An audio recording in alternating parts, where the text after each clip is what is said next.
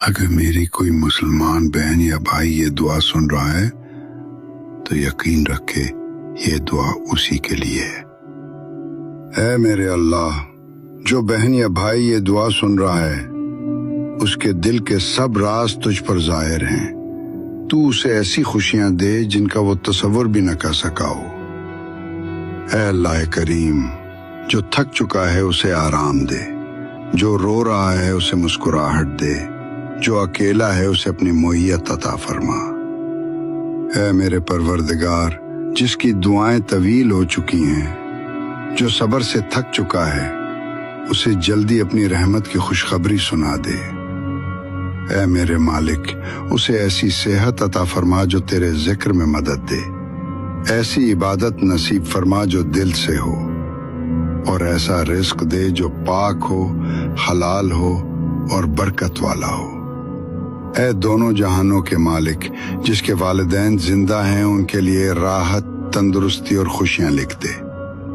اور جن کے والدین اس دنیا سے جا چکے ان کی مغفرت فرما، ان کی قبر کو جنت کا باغ بنا دے، اس کے بچوں کو نیک، صالح اور قرآن و دین سے جڑے ہوئے بنا،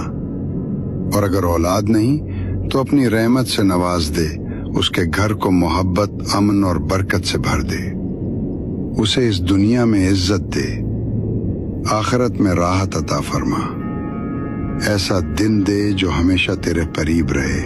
اور ایسی زندگی دے جس میں تو راضی ہو۔ جو بہن یا بھائی یہ دعا سن رہا ہے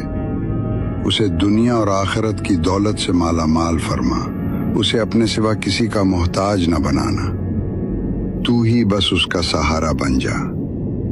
اسے ایسی ہدایت دے جو سیدھا جنت کی طرف لے جائے، نیک صحبت دے، سچائی کی زبان دے،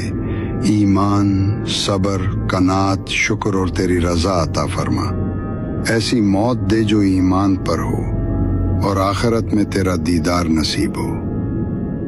اے اللہ، میری دعاؤں کو قبول فرما،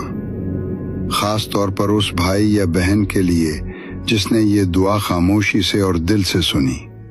آمین۔